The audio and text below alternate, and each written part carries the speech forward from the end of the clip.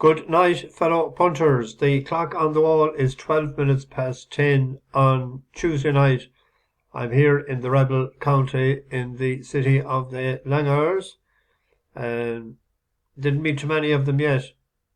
We didn't arrive here until about 10 past 6 after leaving Middleton at 5 o'clock or just before 5. Traffic coming into the city was absolutely chaotic. There was several instances where we didn't move for 5 to 6 to 7 minutes. Um, Terrible. Grand Parade is closed. That must be the reason for it.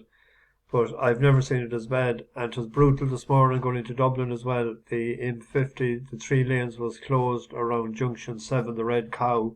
There was a bad accident. So that was backed up the whole way from the Red Cow right back to Finglas. And you couldn't get on from the in 4. So as a result, everything was slowed up. And after leaving at 20 to 7, I didn't get to Buswell's Hotel until about 7 minutes past 9. And I had to go down Dame Street, which you're not supposed to do. And I went several roads that you're not supposed to. I took a gamble, got away with it. Otherwise, it would be another 20 to 25 minutes. Met 3 people, man, woman, and their son. They're from Atlanta, Georgia. They're over for the college game that's in the Aviva next Saturday. Georgia Tech is playing Florida State, I think they said. I hadn't known that. I knew about the one last year with Notre Dame, and I spotted Notre Dame supporters in Galway and around. So we headed off. We stopped in Kilkenny, and I said, "Do they want to do a tour of the castle?" And they said, "Well, not really, no." And I mentioned something about Blarney, and I said that it was €22 to go in. So they said that they wanted as much for nothing, for free. So I was thinking, these aren't big spenders. And we went to Dungarvan then after Kilkenny, and we went to the moorings for the dinner. I was starving because I had very little for the breakfast before I left for Scammon. So there were no roast beef, all sold out, and it was only 2 o'clock. So I had bacon and cabbage. Not bad. Give it about a 7 out of 10. And 2 other bacon cabbage at the table and roast chicken. So normally whoever you're with picks up the driver's dinner. So I went to the toilet to come back out, and he was just pointing at the bar, and I didn't know what he was pointing at. So I said, "Did you get mine?" And he says, "No." So it added up. What I had come across my mind straight away at the start. I was saying, these are tight. And never mind you say years ago when someone wouldn't be too flush with the money. He said they're as tight as a camel's hole in a sandstorm. Remember, that's fairly tight. So I'll let you know during the week. Do they release the purse strings somewhat at all? So and it's 16.95 or something. And that's the first people now since I started doing the tours last year that didn't cover the dinner. Normally they do, or in the evening as well. But every day is a school day, and there's a first time for everything. So I doubt we'll be going to too many taverns. I had a drink, a glass of Guinness and a glass of Coors. No, yeah, Coors, I think it was. So it was, and a glass of Smithwick's. And I don't know. Let's see. Anyway, we got back to the hotel. I fell asleep on the bed. I missed the 7:20 race. Didn't miss much. That was King Arthur's sword. No, it was the horse went out in front, the 10-year-old. He didn't want to know.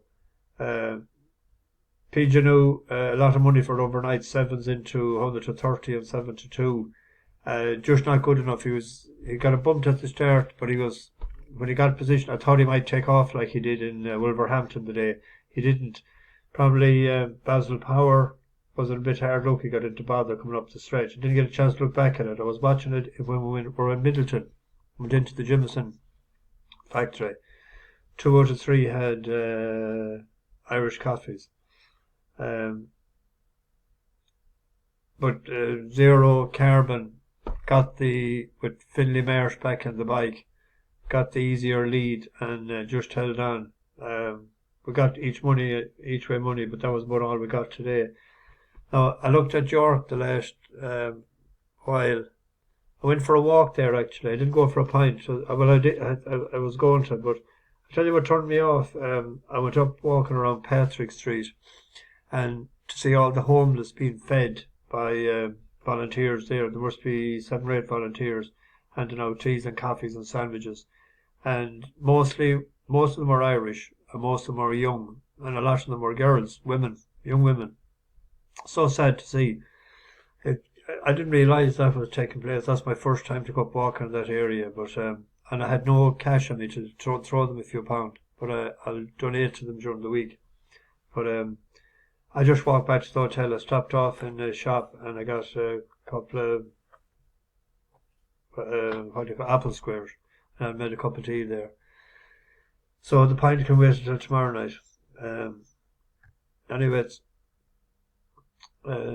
puts life into perspective when you see stuff like that going on, to see how they can be going so wrong. Tomorrow, York. Now, York has not been lucky for me. People might know that.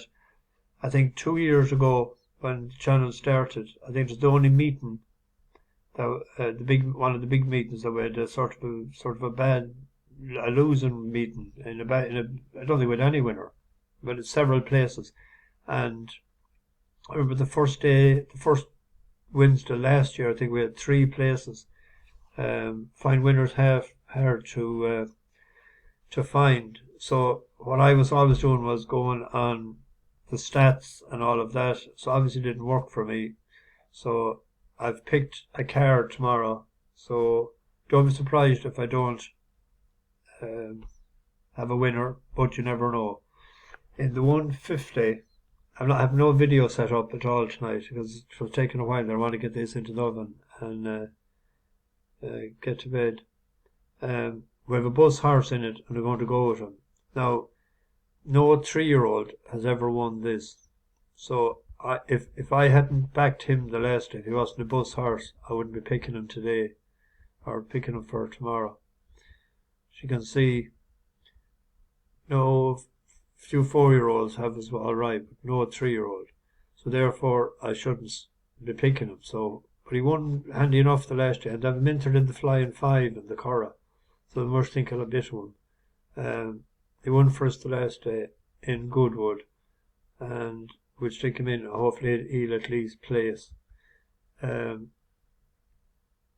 was a couple of there because speed is going to be, you have T Spirit and you have a few of them.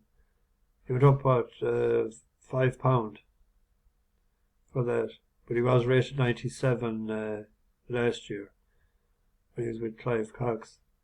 Now, he was behind the Pilgrim before. The Pilgrim is in the race. You have several there. Bergerac won it in 2022, wasn't it? But anyway, that's the selection in that race. On to the 225. Of 2 hot pots here, sort of vying for favouritism. We have even money and 5-2. I thought the bet in it was without the 2 of them, because I found it hard to split them. So without the 2 of them, come out.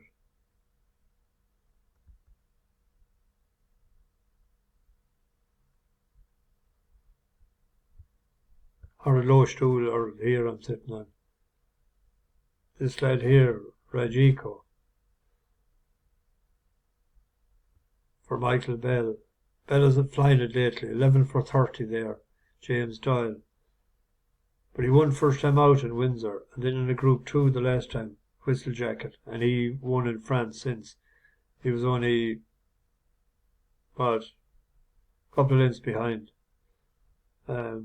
So if the favourites are first and second, if he finished third, then you'll have a 7-1 winner.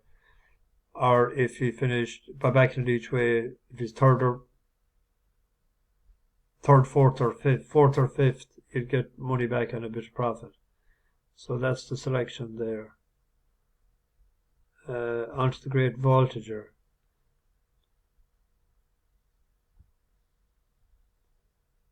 For €3, we have the winner of the Irish Derby, which was third in Epsom, wasn't it? O'Brien finds it hard to win this race, though. Third to City or Troy, winning the Cora.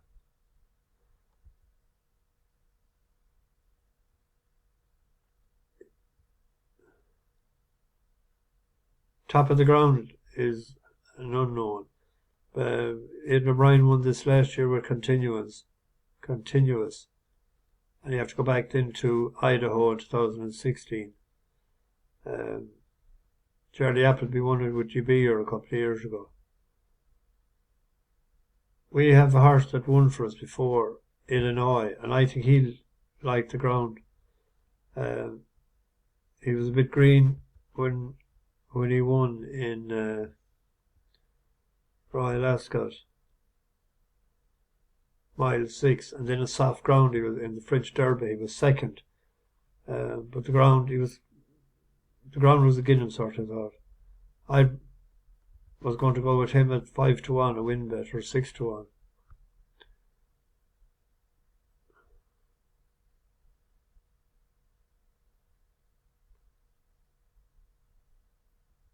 Favourite once in the last 4 years. That was Deauville Legend.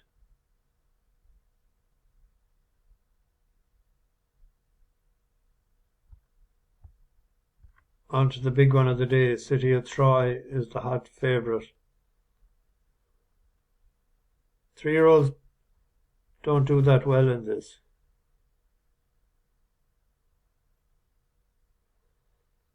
You have to go back to Japan in 2019 and Roaring Lion in 2018, and then you have to go back to Arabian Queen 2015 and Australia 2014. So in the last 4 years, 2 5-year-olds and 2 4-year-olds have won it. Blue Stockton won for us, but he didn't, or she didn't stay a sort of the mile and a half. But I thought a bet with the distance, without the favourite, but he's 5-4. Was a horse running for the distance at the first time. Is Maljune. Let us down a couple of times, but he's always staying on, and he stayed well the last day. I thought 14-1 with William Hill there without the favourite. Go back him each way if you want as well. Third behind Sharian, then second behind Norseman, but he was staying on well the last day. Blinker's first time. But that's a shot in the dark, I suppose. The 4-10, the Stayers, we have a bus horse here as well. But he's top weight. Samurai, 6-1 the field. But Divine Comedy had done us a good turn, a couple of runs back, and then 'twas second to I Pledge the Allegiance, what do you call it? Pledge of Allegiance. And I was thinking at the time that he needed soft ground, because that's why I picked him that day, soft ground here. So I don't know, well, is there a chance or rain? I doubt it. But we'll have to go with Samurai each way. Depends 5 places. It's a 6-1 shot. The only thing about it is Mr. Spencer. If you're watching in, Jamie, finger out tomorrow, please. Don't leave it too late. Philly's handicap here.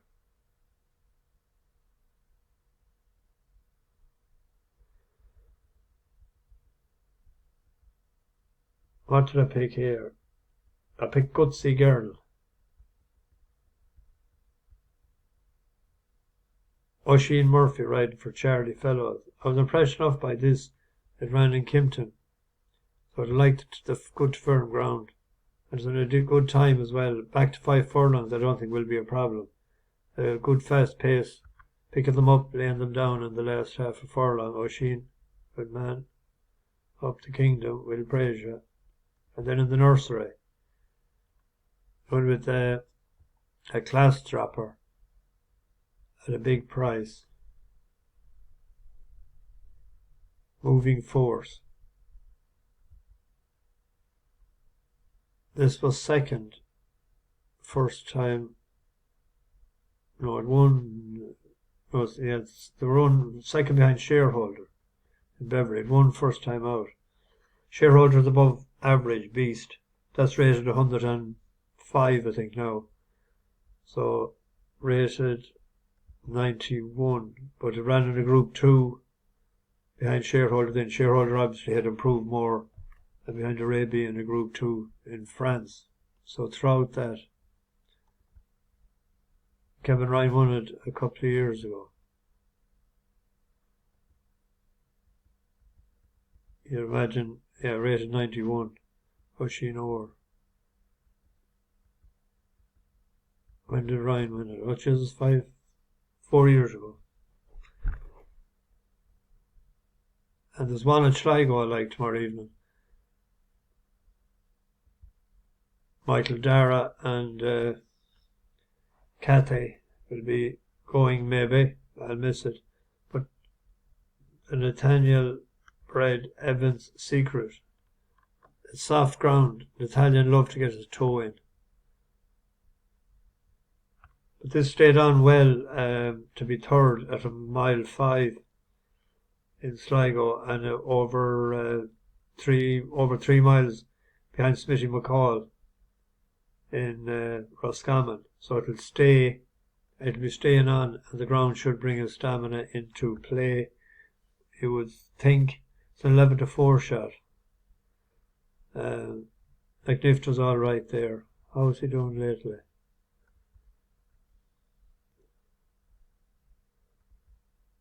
Two out of 10, not too bad. So Presenting Lad has won 2 or 3 times for him. We deserted him after winning a couple of times for us before. Anyway, we're off to the Kingdom tomorrow. Staying at the Lake Hotel tomorrow night. So I know what's going to be the plan tomorrow night. I know they want to go to Celtic Steps or not. I doubt it, I'd say. We'll see. Badge the Bookies over and out.